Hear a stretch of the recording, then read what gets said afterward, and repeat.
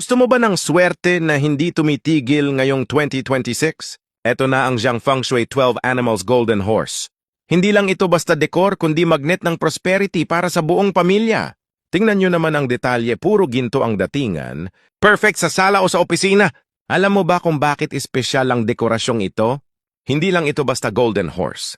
Ito ay ang Jiang Feng Shui 12 Animal Circle, isang makapangyarihang simbolo ng pagkakaisa. Sa gitna, ang kabayo o horse ang simbolo ng tagumpay, bilis at pag-unlad para sa taon na ito. Pero ang sikreto ay ang 11 hayop na nakapaligid sa kanya. Kinakatawan nito ang lahat ng zodiac signs. Ibig sabihin, kahit anong animal sign mo o ng mga kasama mo sa bahay, protektado at kasama sa daloy ng swerte. Tinatawag itong all-in-one round decor.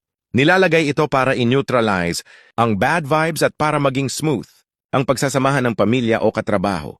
Kung may clash ang mga signs nyo sa bahay, ito ang nagsisilbing bridge para maging maayos ang lahat. Flash sale to guys, kaya wag nang magpahuli. I-click na ang dilaw na basket at dalhin ang swerte sa loob ng bahay nyo.